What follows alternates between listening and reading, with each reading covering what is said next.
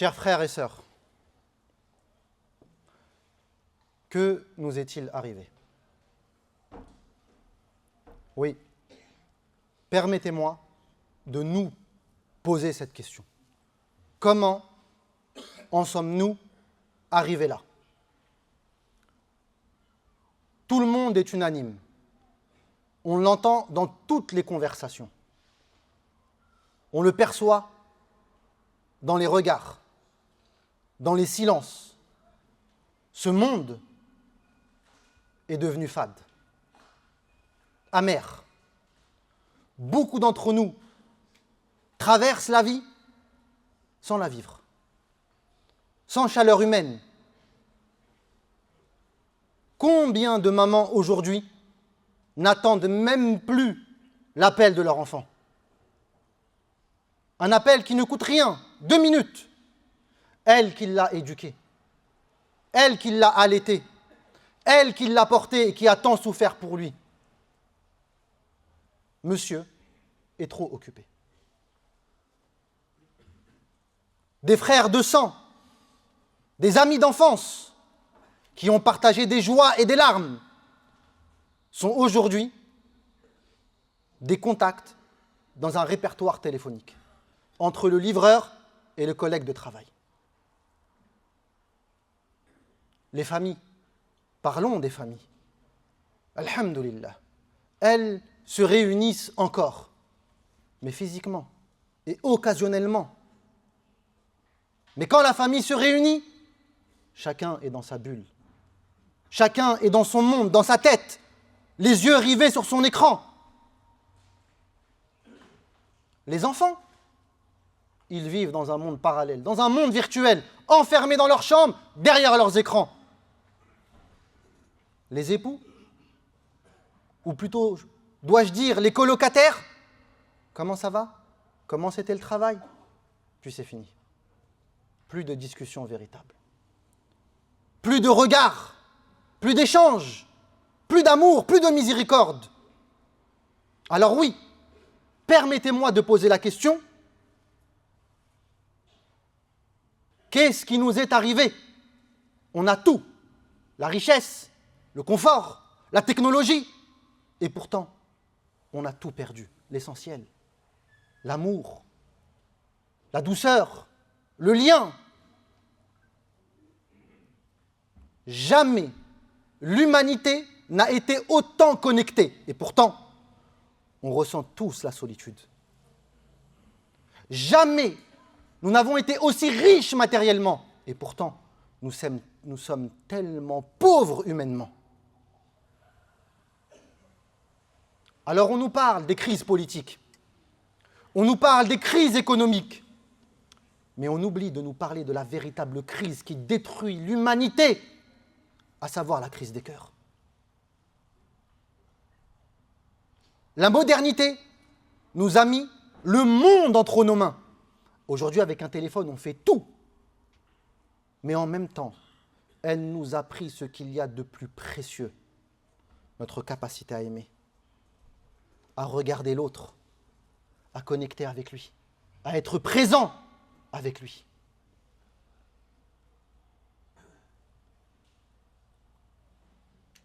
Mes chers frères et sœurs, il y a une solution à ce problème. Il y a une solution à ce problème. Cette solution, elle a un nom, elle a un visage. Cette solution est censée être notre modèle, notre prophète sallallahu alayhi wa sallam. Beaucoup d'entre nous ont une approche moderne de l'islam, une approche technique. Et je mets une kasra, je mets une damma, je mets une fat, une approche technique. La technicité est tellement moins exigeante que d'incarner véritablement la sunna du prophète sallallahu alayhi wa sallam. Le prophète était un homme extrêmement occupé, un chef d'État, un prophète, un enseignant, un médiateur, un chef de guerre. Il avait de multiples casquettes. Il y a un hadith extraordinaire ouvrez vos cœurs avant vos oreilles, pour que vous puissiez comprendre à quel point nous nous sommes éloignés du prophète sallallahu alayhi wa sallam. Anas ibn Malik, radiyallahu ta'ala an, nous rapporte, comme dans l'authentique de l'imam Muslim, mais dans d'autres aussi. On a de nombreuses versions de ce hadith, comme la version de Abu Daoud qui est plus exhaustive. Alors que le prophète sallallahu alayhi wa sallam est entouré de ses compagnons, une femme vient. Anas ibn Malik nous dit: جاءت امرأة إلى رسول الله صلى الله عليه وسلم فقالت يا رسول الله إن لي إليك حاجة. Aussi simplement que ça. Ô prophète d'Allah, j'ai un besoin.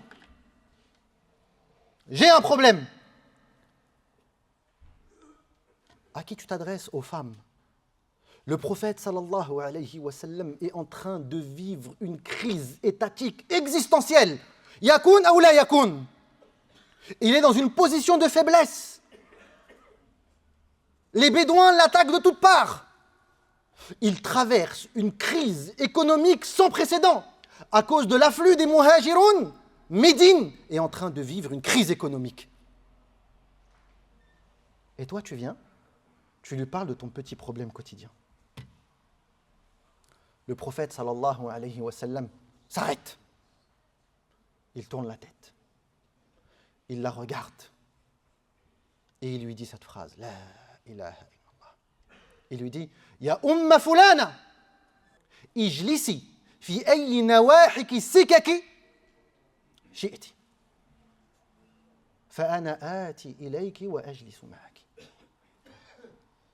Ô femme un tel, ô femme d'un tel, choisis n'importe quelle ruelle de Médine et assis-toi. J'arrive et je vais régler ton problème. Allahu Akbar. Pas 5 minutes, pas dans mon bureau, pas entre deux rendez-vous. Non, je vais venir, être présent, te donner l'importance que tu mérites, et je ne partirai pas de là tant que ton problème n'est pas réglé. Allahu Akbar. Le prophète, sallallahu alayhi wa sallam, avait une capacité particulière. Nous qui prétendons suivre la sunna du prophète, sallallahu alayhi wa sallam, incarner ses enseignements, voilà sa sunna. Toute personne qui s'asseyait en sa présence avait le sentiment d'être unique. Amr ibn al-As, ce compagnon célèbre et connu, qui est l'un des compagnons qui s'est converti tardivement. Il s'est converti en l'année 8 de l'Hégire. Il s'est converti en Abyssinie, auprès de Najashi, Négus, le roi d'Abyssinie. Une fois que sa conversion a été actée, il a pris le bateau, il a rejoint le prophète sallallahu alayhi wa sallam à Médine. Il arrive à Médine, la société est établie. Ça fait 8 ans que les Sahaba traversent les épreuves ensemble, les unes après les autres. Les liens sont consolidés entre eux. Et donc lui, il arrive, il est censé être un étranger. Mais dès la première rencontre, un sentiment le traverse, un sentiment bizarre. Au début, il se pose la question, il dit non, il y a anguille sous roche. Vous savez que Amr ibn al-As, kan yuqalu lahu dahiyatul arab, le génie stratège des Arabes. Il était d'une intelligence hors pair. Il regarde le regard du prophète sallallahu alayhi wa sallam se poser sur lui d'une manière tellement affectueuse. Il entend les paroles du prophète sallallahu alayhi wa sallam, elles sont mielleuses à son encontre. L'assemblée est énorme et il sent que le prophète sallallahu alayhi wa sallam le cherche et le regarde. Et donc, il arrive à la conclusion que, en fait, moi, je suis trop aimé auprès du prophète sallallahu alayhi wa sallam. En fait, moi, je suis peut-être même le plus aimé auprès du prophète sallallahu alayhi wa sallam. Mais les gens ne le savent pas. Donc, je vais monter une stratégie pour que tout le monde soit au courant. Alors, il attend que le prophète sallallahu alayhi wa sallam soit dans une position où cette affirmation va pouvoir se répandre dans la société de Médine. Il attend que la mosquée se remplit. La mosquée se remplit. Taktav. Et le prophète il monte sur le mimbar. Et là, il profite de l'occasion. Il dit, Ya Rasulallah, moi, j'ai une question. Il lui dit, Ayyun nas ahabbu ilayka ya Rasulallah. Dis-nous, Ya Rasulallah, quelle est la personne que tu aimes le plus? Mais lui, à ce moment, quand il pose cette question, il ne la pose pas pour savoir, il est sûr que c'est lui. Il la pose pour que tout le monde sache la vérité. Et là, le prophète, sallallahu alayhi wa sallam, lui dit, Aïcha, ma femme, Aïcha, radiyallahu ta'ala anha. Et là, Amr, il dit, bon, il n'a pas compris ma question. Oui, sa femme, on comprend, les femmes sont exclues de ce sujet-là. Moi, je suis en compétition avec les hommes. Il lui dit, la ya Rasulallah, min al-rijal, parmi les hommes. Il lui dit, Abouha, son père. Et là, Amr, il dit, Abou Bakr, avant moi? Comment ça? Bon, c'est compréhensible. C'est normal. Quand on retrace, on peut le comprendre. Thumma man, dis-nous après qui, ya Rasulallah, que tout le monde sache enfin la place que j'ai auprès de toi. Thumma man, qala Umar. Umar? Comment ça, Umar? Ya Rasulallah, comment ça, Umar? Ah oui, bon, c'est compréhensible aussi.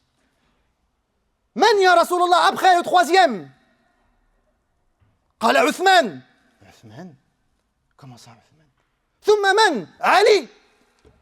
Ya Rasulallah, qu'est-ce qui se passe? Dans la riwaya de Sahih Muslim, il est dit Thumma adda rijala. Et ensuite, à chaque fois, Amr, il attend son nom parce qu'il est persuadé. Et donc il pose la question, jusqu'à ce que dans une riwaya d'Ibn Khuzayma et d'autres, on énumère plus d'une vingtaine de personnes. Qu'est-ce qui est extraordinaire dans ce hadith? Ce qui est extraordinaire dans ce hadith, c'est que Amr, l'un des plus intelligents de sa communauté, de son peuple, n'a pas été dupé. On ne l'a pas flatté. Non, il était persuadé. Parce que la grandeur de l'âme du prophète, sallam, cette capacité à être présent pour l'autre, cette capacité à avoir un cœur tellement pur qu'il ne déverse sur l'autre que de l'amour et de la miséricorde, a fait en sorte que Amr soit enveloppé de tout cet amour et qu'il pense qu'il était unique. Et en effet, il l'était auprès du prophète, sallallahu alayhi wa sallam. Parce que cette hiérarchisation, c'est nous dont on avait besoin. Mais les capacités comportementales du prophète, sallallahu alayhi wa sallam, la sunna du prophète, l'amour qu'elle porte envers l'humanité, rahmatan lil alamin, est un amour qui englobe tout le monde. Ça, c'est une chose qu'on a perdue, qui tend à devenir de moins en moins présent dans cette communauté. Regardez nos mosquées. Elles sont de plus en plus peuplées, mais elles sont de moins en moins miséricordes. Alors oui, elles sont de plus en plus efficaces. Elles collectent plus, elles sont plus grandes, le son est meilleur. Oui, la modernité nous apprend à être efficace, mais elle ne nous apprend pas à être humain. Et ne pas être humain, c'est s'éloigner de la sunna du prophète sallallahu alayhi wa sallam.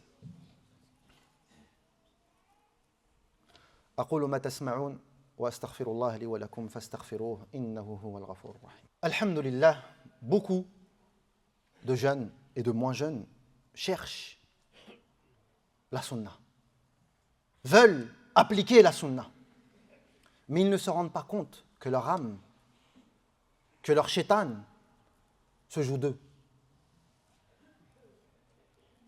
En effet, il est tellement beaucoup plus facile d'aller prétendre suivre la sunna sur un point technique précis que d'incarner le modèle comportemental du prophète sallallahu alayhi wa sallam. Une des sunnas qui tend à disparaître dans cette communauté, sunnatut tafaqqud. L'une des plus grandes caractéristiques du prophète sallallahu alayhi wa sallam, quand on venait le décrire, c'était ce qu'on appelle at-tafaqqud. At-tafaqqud, c'est quoi? C'est se renseigner sur l'absent, chercher à comprendre, s'enquérir du pourquoi de son absence et lui tendre la main. Le fils de Khadija, radiyallahu ta'ala anha, Hind ibn Abi Hala at-Tamimi, lorsqu'il est venu décrire Le prophète sallallahu alayhi wa sallam, comme le rapporte à l'imam At-Tabarani, rahmatullahi alayhi, dans son Mu'jam al-Kabir, il dit كان النبي صلى الله عليه وسلم يتفقد أصحابه ويسأل الناس في الناس. Il nous dit, le prophète sallallahu alayhi wa sallam, كان النبي صلى الله عليه وسلم يتفقد أصحابه. Il était en constante recherche de la personne absente. Et il se renseignait auprès des gens sur ce que vivent les gens. Allahu Akbar. Et ce n'était pas quelque chose d'occasionnel, non. C'était une particularité du prophète sallallahu alayhi wa sallam. Anas ibn Malik nous rapporte qu'un jour, alors que la mosquée était remplie, le prophète sallallahu alayhi wa sallam tournait la tête à droite et tournait la tête à gauche comme s'il cherchait quelque chose. Puis il dit Aïna Thabit ibn Qais? Où est Thabit ibn Qais? Ya Rasulallah, tu l'as remarqué dans cette foule. Tu as remarqué son absence dans cette foule. Comment fais-tu? Comment fais-tu, Ya Rasulallah? Abdullah ibn Burayda nous dit كان النبي صلى الله عليه وسلم يتعهد الأنصار. Le prophète sallallahu alayhi wa sallam donnait une attention particulière aux Ansar. Vous savez, on a un hadith extraordinaire. أصل هذه الحكاية في صحيح مسلم. La base de ce hadith, elle est dans l'authentique de l'imam Muslim selon Abu Huraira radiyallahu ta'ala an. Mais ce hadith, il a de nombreuses versions qui enrichissent le récit. Le récit de qui? De Mihjan.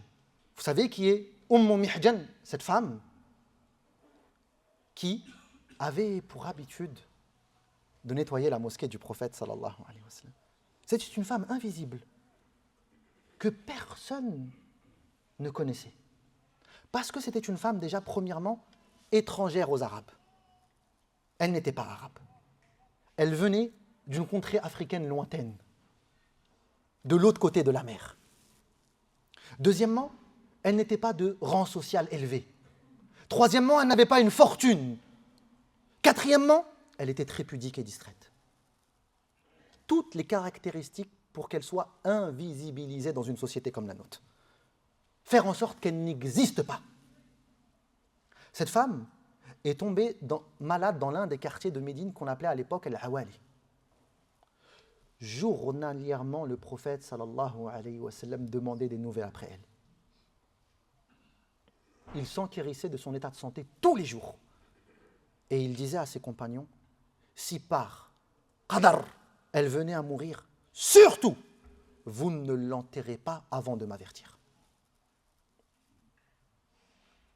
Mais, dans le hadith, dans la riwaya de Nasa'i, il est dit qu'elle est morte ba'd al-atama, après le isha, après que la pénombre de la nuit s'est installée.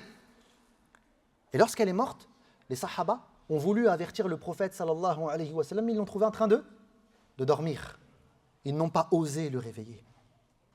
Et dans la riwaya de l'imam Muslim, il est dit كأنه استصغروا الأمر. C'est comme s'ils ont dit, bon, c'est pas si grave que ça. On va l'enterrer et on va prier sur elle, on va faire notre obligation, on va faire tout ce qu'il faut faire, mais le prophète il est fatigué, il y a beaucoup de problèmes, on ne va pas le réveiller. Lorsque le prophète sallallahu alayhi wa sallam s'est réveillé le matin, comme à son habitude, il a demandé des nouvelles après elle, comme à son habitude. Et là, ils l'ont informé qu'elle est décédée la nuit et qu'ils l'ont enterrée. Là, le prophète sallam les a regardés, il leur a dit « Hallan adhantumuni »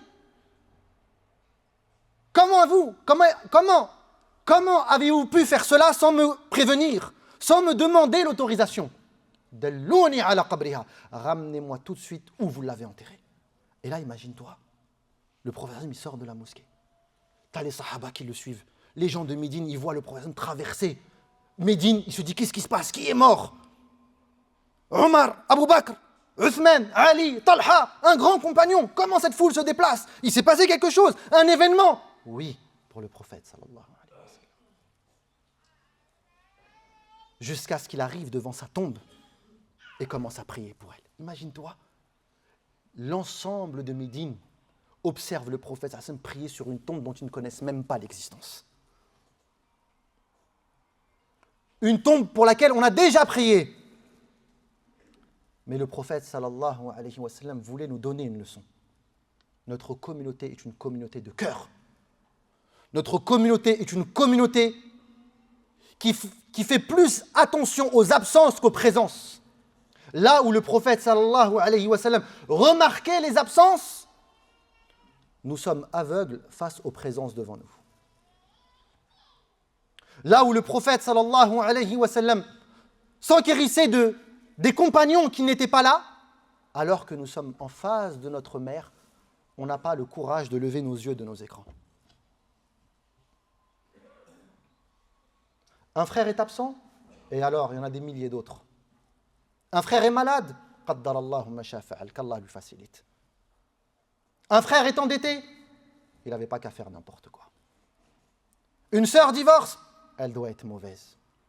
Un enfant qui souffre, c'est pas mon problème, il a des parents.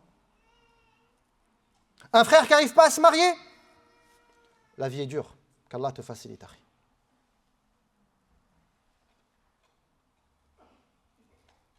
On va sortir de cette mosquée. Vous avez tous une personne dans votre entourage que vous devez appeler sur le champ. Tous. Aucun d'entre nous ici n'a pas une personne, au moment où je parle, sans que son visage se présente à elle. Un frère de sang, ton grand frère, à qui tu dois respect, à qui tu dois énormément de bienfaits. Ce grand frère que tu appelles occasionnellement, appelle-le. Exprime-lui ton amour. Cette femme qui part, je ne sais même pas comment exprimer ça, tellement c'est triste. Combien de nos sœurs sentent qu'elles sont simplement des meubles chez elles? Le mari rentre, il sort, fais-moi manger. Ça va, oui, non, salam alaikum. Un meuble. Tes enfants, garde ton argent, garde tes cadeaux.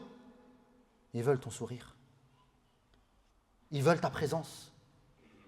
Ils veulent ton amour. Ils veulent discuter avec toi. La mosquée, les frères. Wallah, aïb alayna, honte à nous. On parle de communauté. Est-ce que finalement cette communauté, c'est pas juste devenu un mirage, un mensonge qu'on s'invente? Quand tu rentres dans la mosquée et que tu ne croises pas un sourire, quand le premier réflexe du frère, c'est de descendre et de regarder de bas en haut si ton qamis il est élevé ou pas. Qu'est-ce qui t'arrive, toi? T'es qui, toi? Qu'est-ce que tu veux?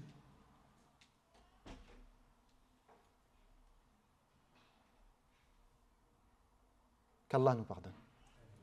Qu'Allah nous guide. Et c'est à nous, et je terminerai avec ça, de mettre en lumière le modèle prophétique. Aujourd'hui, le prophète sallallahu alayhi wa sallam est sali sur les plateaux TV. Il est sali dans les journaux. Mais qu'avons-nous fait, nous? Qu'avons-nous fait pour montrer réellement à l'humanité ce qu'est l'islam? Et le message avec lequel est venu le prophète sallallahu alayhi wa sallam. أسأل الله تبارك وتعالى أن يهدينا اللهم اهدنا فيمن هديت وعافنا فيمن عافيت